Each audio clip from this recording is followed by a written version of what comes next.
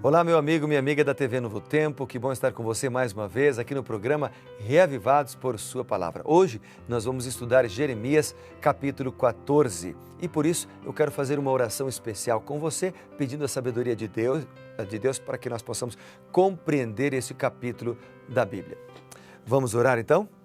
Querido Pai, bondoso Deus, é uma alegria estudarmos a Tua Palavra e agora precisamos da Tua sabedoria para que possamos compreendê-la mais uma vez.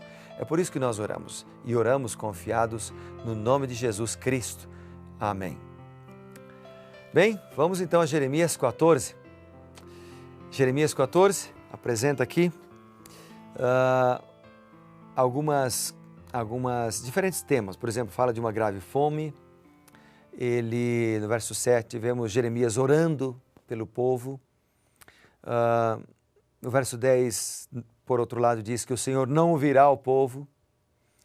No verso 13, nós vemos que não há desculpas para os profetas mentirosos, né? E no versículo 17, nós vemos que Jeremias ele é movido a lamentar pelo povo.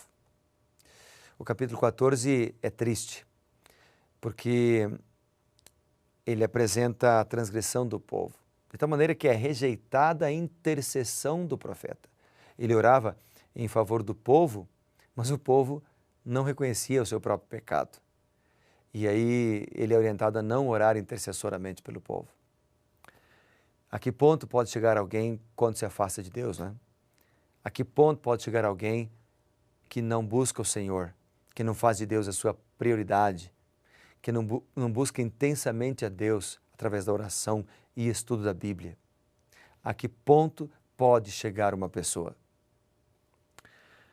Sabe, há vários versos neste capítulo interessantes. Eu vou mencionar agora o verso 1 e o verso 14.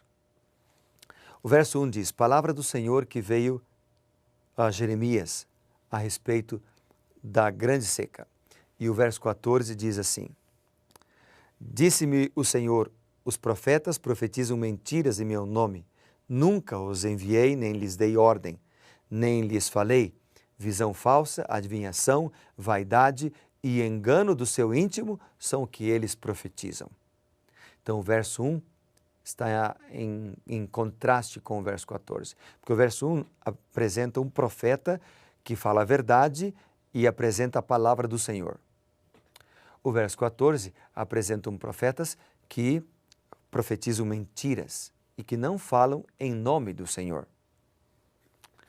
Bem, a mensagem que Jeremias apresenta, ela era uma mensagem que vinha de Deus, mensagem que vinha do Senhor. Portanto, o verso 7, ele diz assim: Posto que as nossas maldades testificam contra nós, ó Senhor, age por amor do teu nome, porque as nossas rebeldias se multiplicaram, contra ti pecamos. Você sabe que nós sofremos porque nós decidimos pecar. Jeremias reconhece o pecado e essa deve ser a atitude de cada um de nós ainda hoje. Reconhecer o pecado a Deus e confessá-lo é a primeira atitude ou o primeiro dever do cristão. Devido ao amor por seu povo, Jeremias é orientado a orar pelo perdão deles.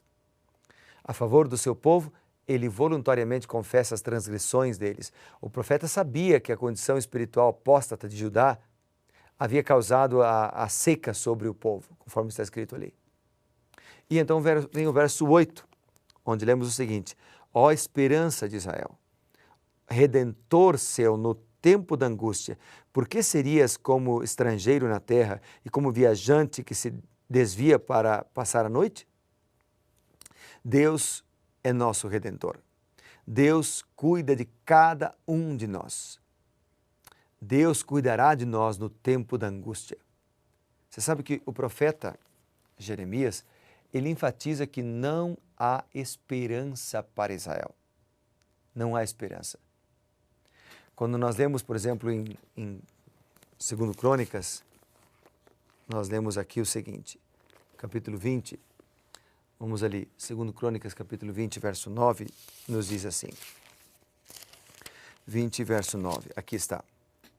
Se algum mal nos sobrevier, espada por castigo, peste ou fome, nós nos apresentaremos diante desta casa, diante de ti, pois o teu nome está nessa casa.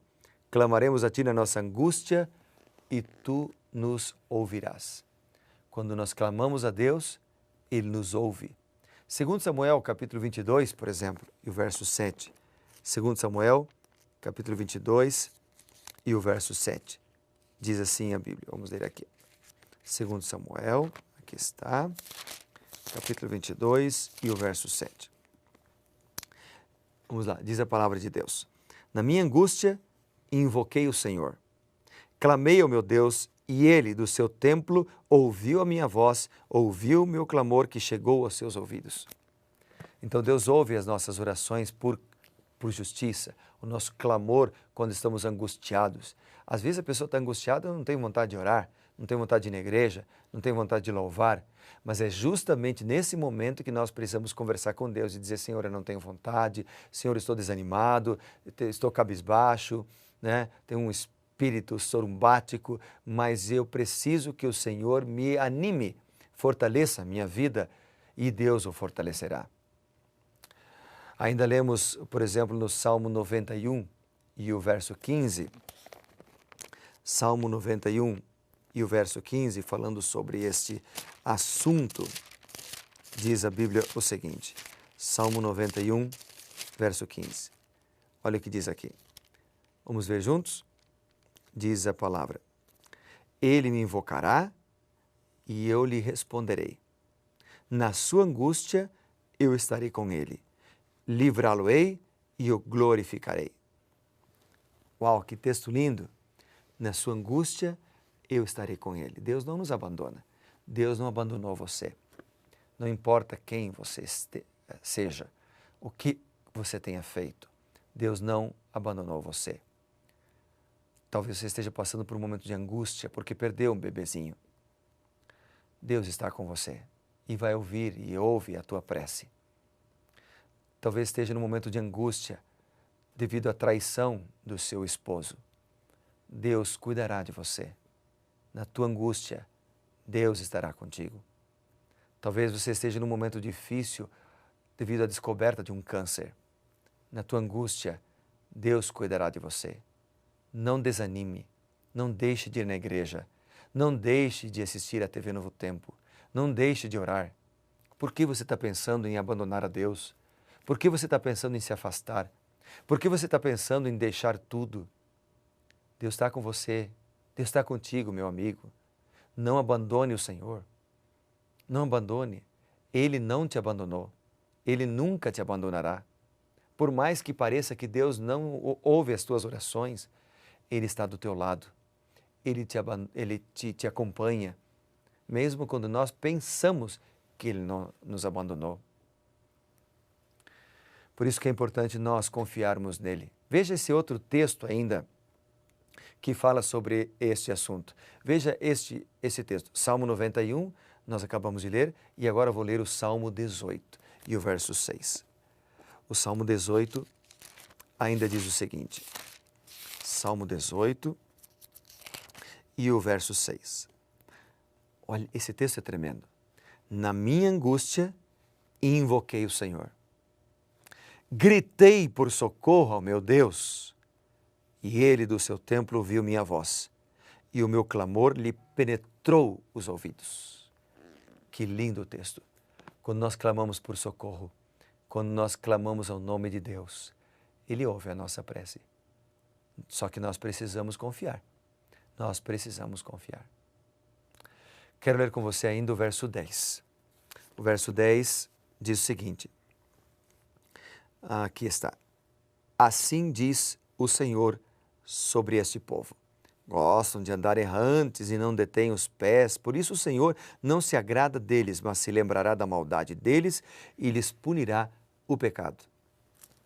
Veja que interessante aqui, é uma triste realidade de quem se afastou de Deus. O texto diz que Deus não vai punir o povo, Deus vai punir o pecado do povo. É diferente. Acontece que o povo se agarrava no pecado, não abandonava o pecado e era condenado junto. O pecado de Judá, por exemplo, o povo de Judá cometeu pecado, se afastou do Senhor, amou vaguear nos caminhos de suas próprias transgressões. E por isso foram condenados. O verso 14 ainda diz assim, vamos ler. Disse-me o Senhor, os profetas profetizam mentira em meu nome, nunca os enviei. Não lhes dei ordem, não lhes falei, visão falsa, adivinhação, vaidade e o engano do seu íntimo é o que eles profetizam. Cuidado com os falsos profetas que pregam suas próprias verdades independente do que diz a Bíblia. Nos últimos dias, falsos pregadores, falsos líderes se multiplicariam. Isso até é um sinal do tempo do fim. Mateus 24, verso 11 e verso 24 fala sobre isso. Mas o verso 20, ele apresenta o seguinte, diz assim, conhecemos, ó Senhor, a nossa maldade e a iniquidade dos nossos pais, porque temos pecado contra Ti. Como Jeremias, nossa atitude diante de toda desse quadro, deveria ser reconhecer o nosso pecado e confessá-lo a Deus. Esse verso e o capítulo todo nos exorta a orar intercessoramente. Jeremias reconheceu as suas transgressões, reconheceu as transgressões do povo e ele apela ao amor de Deus, pelo amor que Deus tem pela nação, ele apela pelo perdão.